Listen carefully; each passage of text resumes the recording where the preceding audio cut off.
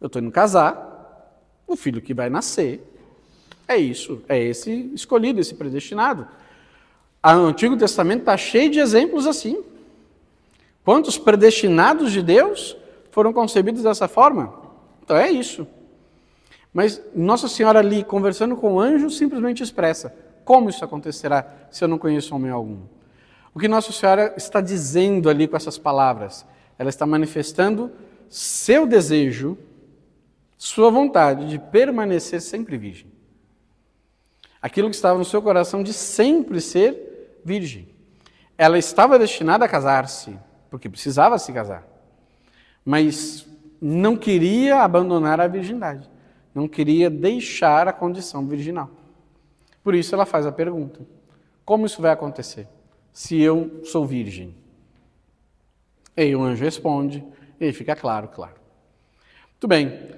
Nossa Senhora, portanto, tem a intenção, o desejo, e não somente, hoje nós sabemos, ela tem o carisma da virgindade, de uma forma completamente extraordinária, grandiosa. Depois, ainda assim, nós temos a virgindade no parto.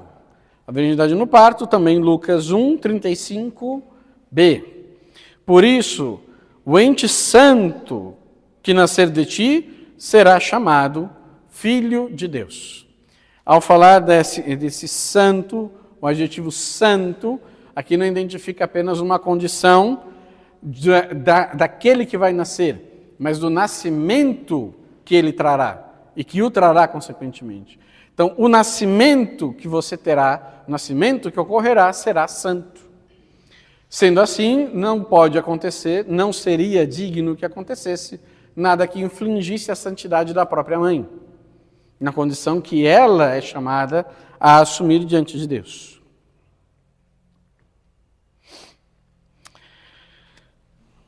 Depois, por último, João 19, 25, que vai falar da virgindade perpétua de Nossa Senhora.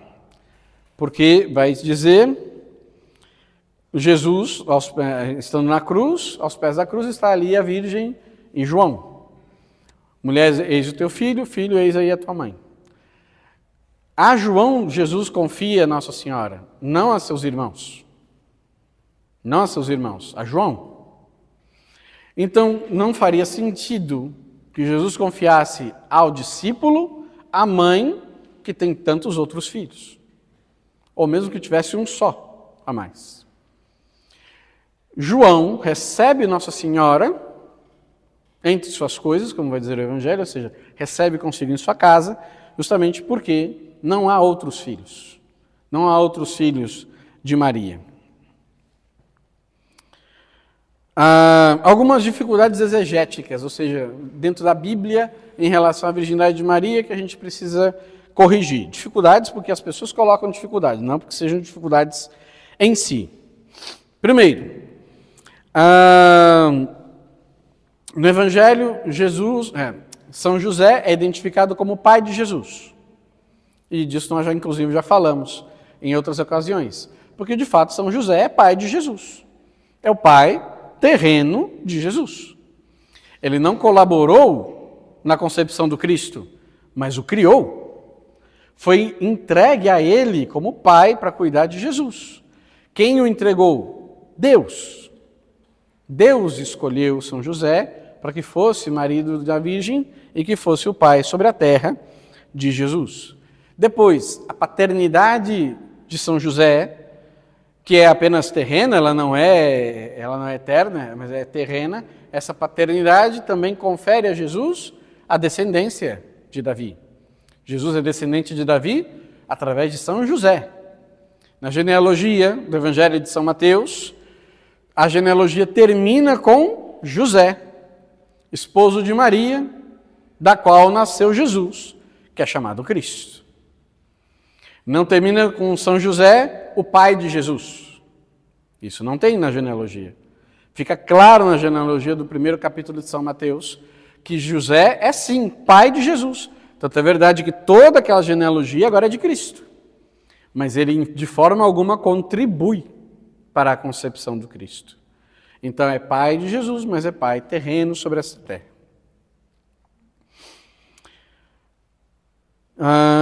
Certo. Depois, o próprio texto do Evangelho também, quando Jesus nasce, isso principalmente no Evangelho de São Mateus, vai dizer que então chegou a hora do nascimento. E então Maria deu à luz o seu filho primogênito. Maria deu à luz ao seu filho primogênito. E aí alguns criam confusão. Não, se é primogênito, quer dizer que teve outros. Porque qual o sentido de ser o primogênito se não tem outros depois?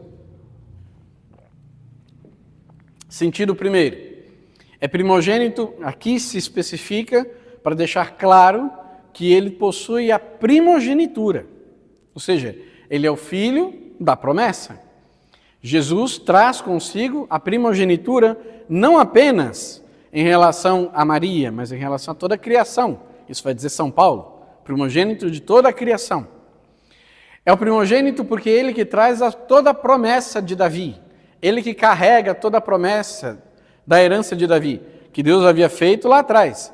Eu darei a você uma casa, ela será sólida, e eu te darei um descendente que governará para sempre. E o anjo lembra isso quando anuncia o nascimento de Jesus no Evangelho de São Lucas. Segundo motivo, que é uma interpretação, vamos dizer assim, espiritual, mas com todo sentido, faz todo sentido, de Santo Afonso de Ligório. Santo Afonso de Ligório diz por que o Evangelho afirma que Jesus, Nossa Senhora deu à luz seu filho primogênito. E o santo diz, porque de fato, Jesus é o primeiro de muitos. Depois de Jesus, todos nós, em virtude do seu sacrifício, nos tornamos também filhos de Maria. Então ele é o primeiro dos filhos de Maria, segundo a carne. Mas nós somos todos os outros filhos de Maria, segundo a graça. Porque nós fomos confiados a ela no filho, no discípulo amado, aos pés da cruz. Por último, não menos importante, uma outra dificuldade que se tem muito é quando se fala acerca dos irmãos do Senhor, os irmãos de Jesus. Bom, isso aqui todo mundo já ouviu, mas vamos só consolidar aqui, deixar tudo bem organizadinho. O hebraico e o aramaico. O hebraico é a língua da Bíblia do Antigo Testamento. O aramaico é uma língua que nasce ali na região de Israel, decorrente do tempo. Então, é a língua falada, é a língua que se falava. Jesus falava aramaico. Também ele falava hebraico por causa da Bíblia, mas Jesus falava aramaico. O aramaico é a língua daquele momento ali que Jesus está. Então, é verdade que um detalhe, não sei se todo mundo sabe disso, né? Mas o filme Paixão de Cristo, do Mel Gibson, que depois que eu fiquei sabendo, eu fiquei vendo que já tem versões dubladas, né, em português. Mas o filme, originalmente, ele foi nas línguas originais dos eventos. Então, os atores aprenderam as suas falas em aramaico para falar. Então, eles falam no filme aramaico, falam em latim e falam uma coisa ou outra em hebraico. Mas isso, de fato, lá está. Tanto é que deve ter passado o tempo e caiu. Mas eu sei que na divulgação do filme, no contrato que se fazia para divulgar o filme nos países, tinha que se assinar um termo de compromisso de não dublar o filme, para que as pessoas assistissem o filme no original. E faz toda a diferença. Toda a diferença. Se assistir ele dublado, a dublagem do Brasil é a melhor que tem. Eu já vi muito filme dublado em outras línguas, não presta. Parece que é a mesma pessoa que faz tudo. É uma mulher, um homem e uma criança que dubla todos os personagens. É uma economia de orçamento cabulosa. Mas do Brasil não. O Brasil é craque em dublagem. Mas não tem comparação. O original, mesmo escutá-los, e a versão em português. Então, a língua é o aramaico. Tanto o hebraico quanto o aramaico não tem uma palavra para primo.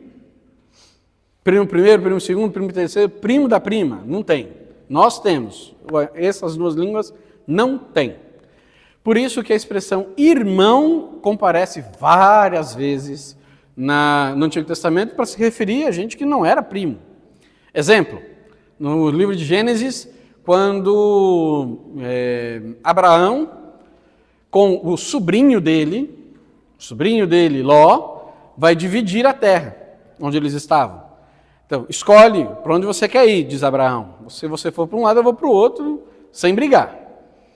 E como que Abraão chama? Diz, nós somos irmãos. Nós somos irmãos. De fato, porque é família. Família é todo mundo irmão. Depois, então no Evangelho, quando se fala dos irmãos de Jesus, está se falando dos seus parentes próximos. Depois, não existe em nenhum momento do Evangelho, que pode procurar o quanto quiser, a expressão os filhos de Maria. Essa expressão nunca vai aparecer. Vai falar os irmãos dele, os irmãos de Jesus.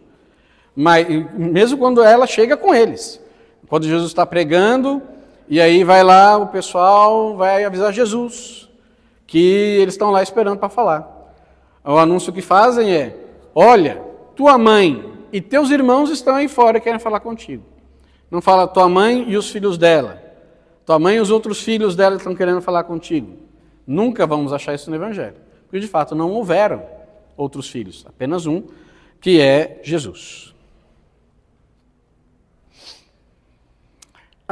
Bom, basicamente, agora sobre a história do dogma, né? Esse dogma na história, bem sucintamente, o início da igreja é tranquilo e sereno com relação à virgindade perpétua de Nossa Senhora.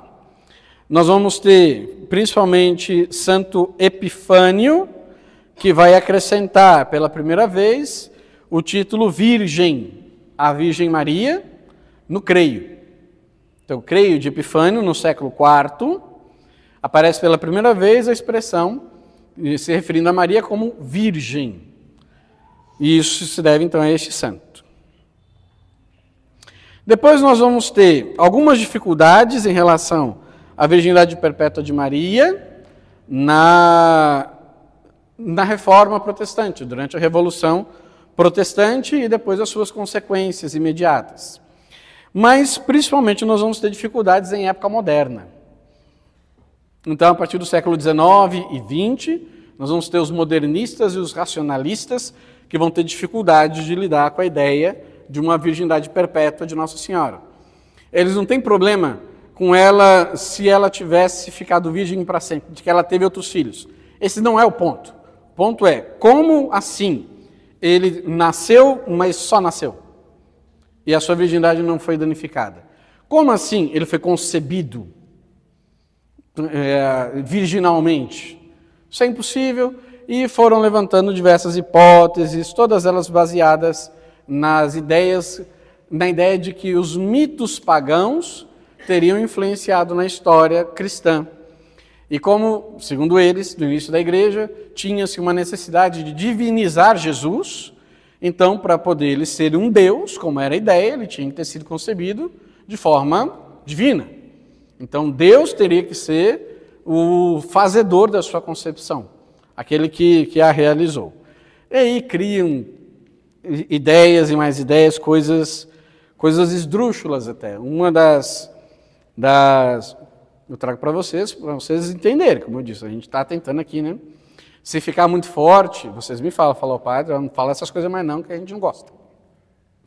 Mas uma das hipóteses foi levantada, isso já no século passado, né?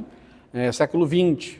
Uma das hipóteses levantadas era que Nossa Senhora, quando visitada pelo anjo, ela, como era uma menina do meio do mato, da roça, que não sabia nada, então ela achou que fosse um anjo, mas é porque ela viu, provavelmente era um soldado romano, com as suas roupas muito espalhafatosas, né? E aí, ela, sem saber do que se tratava, se entregou a esse soldado. E aí, nasce. Mas ela disse que era um anjo, na cabeça dela era um anjo. E aí, tadinha, uma pessoa da cabeça fraca.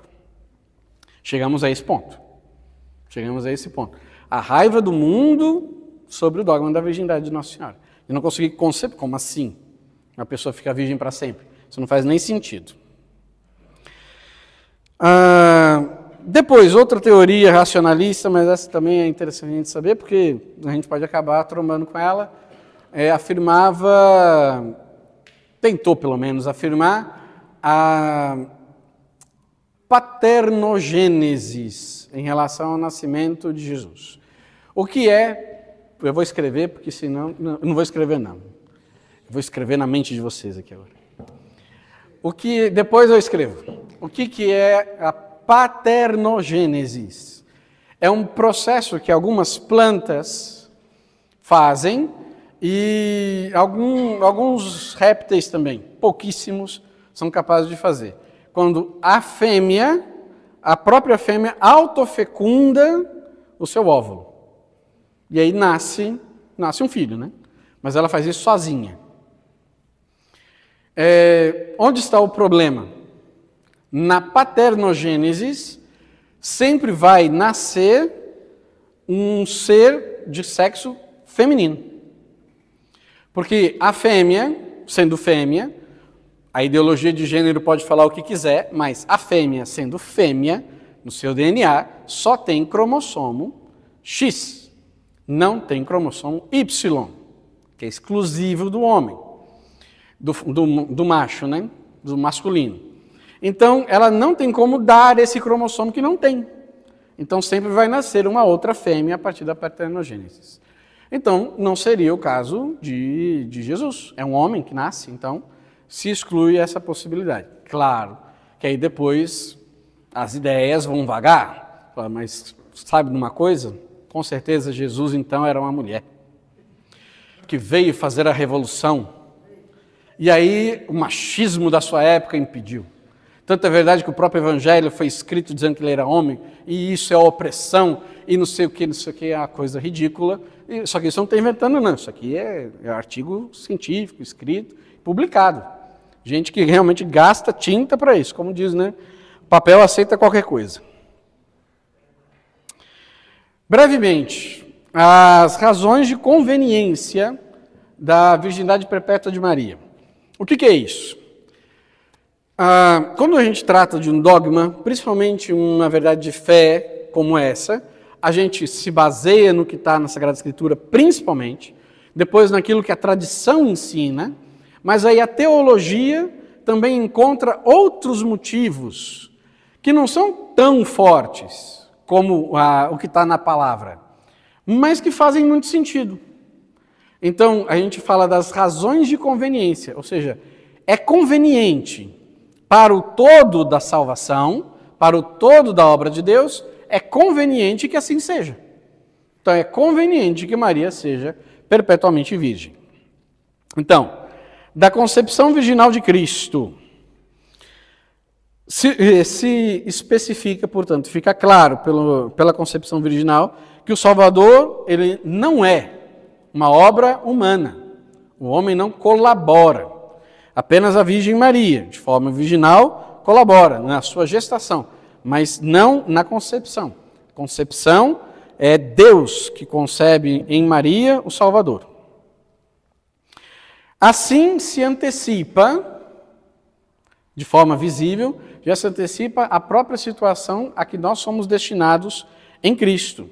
Nós somos destinados a sermos homens celestes, vai dizer São Paulo. O primeiro homem é terrestre, o segundo é celeste, Cristo. E assim também nós.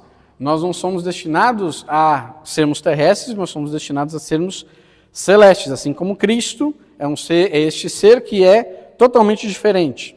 Ainda que totalmente igual, é totalmente diferente.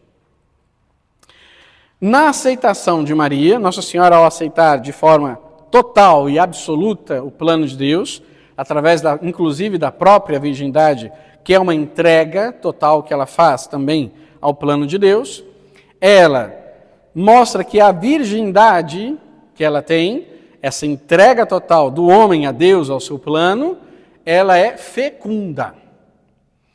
A virgindade de Maria é fecunda, porque justamente faz nascer Jesus. É através disso que nasce Jesus, pela ação de Deus.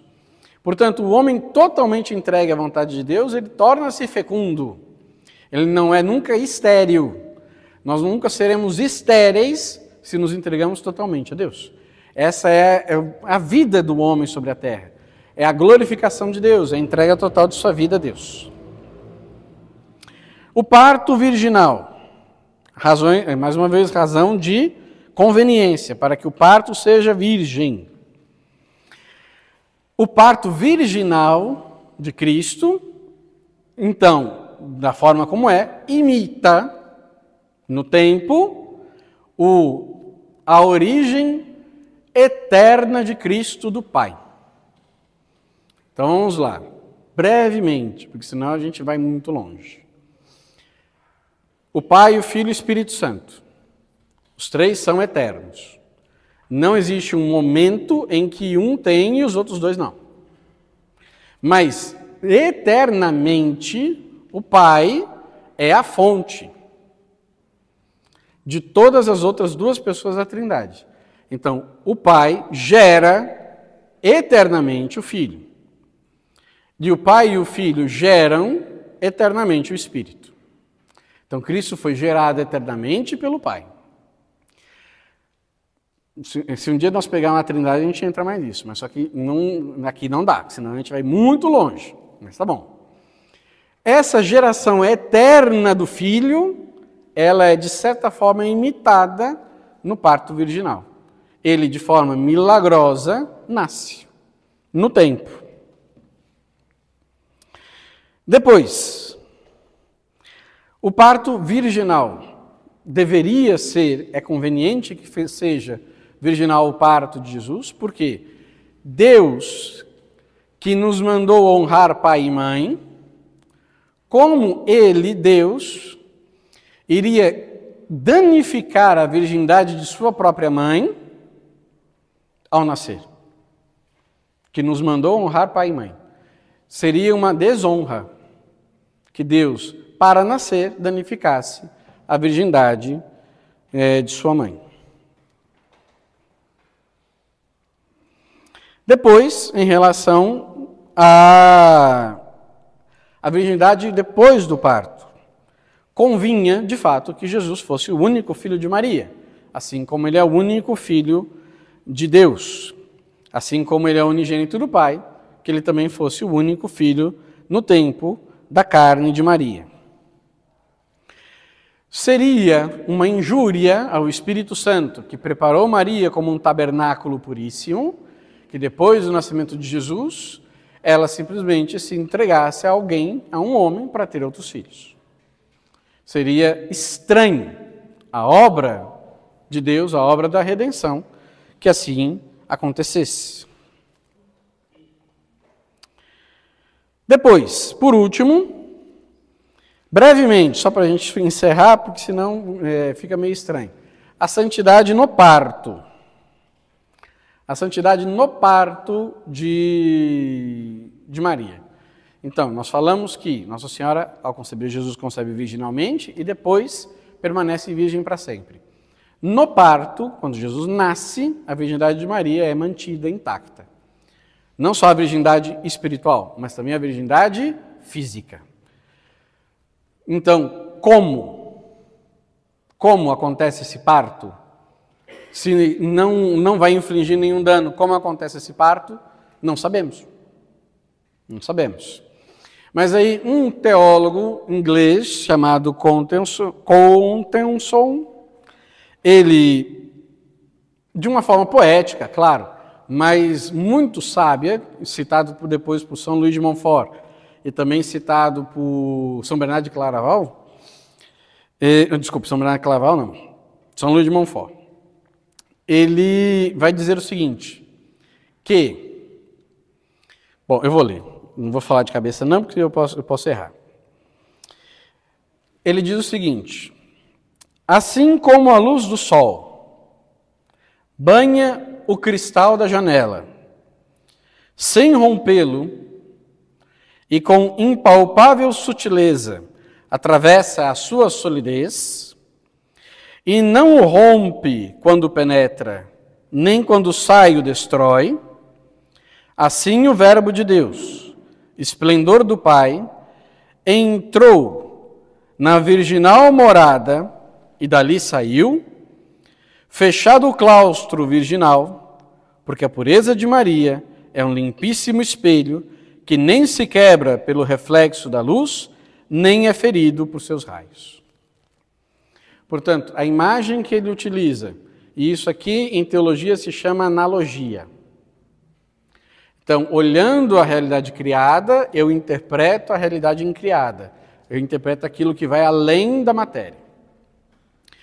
Se Deus dispôs que uma realidade material, como é a luz do sol, atravessasse o vidro da janela, mantendo a sua luz e mantendo o seu calor, sem que de forma alguma rompesse a solidez do vidro, Deus também pode simplesmente permitir que o Verbo de Deus, o seu Filho, encarnado no ventre de Maria, passe pelo ventre da Virgem Mãe de Deus, sem infligir dano algum à sua virgindade perpétua. Certo? Ficou clara a imagem? Então, muito bem. E assim, então, Nossa Senhora, Virgem Perpétua, é espelho da bondade, da misericórdia e da fecundidade de Deus. Quando o homem se abre à vontade de Deus, é isso que acontece. Ele se torna fecundo para a obra de Deus, para a obra da salvação. Muito bem. Então encerramos por aqui. Um pouco mais longo do que eu imaginei que seria, né? Mas que aqui é delicado, né? Tem umas coisinhas delicadas que é complicado. Mas encerramos por aqui e nos vemos na próxima sexta-feira, com a graça de Deus. Aí agora as sextas-feiras, as próximas 3 sextas-feiras serão seguidas, se Deus nos assim nos permitir, claro, né? E aí vamos continuar o nosso percurso com a Virgem Nossa Senhora. Muito bem, boa noite, bom descanso a todos.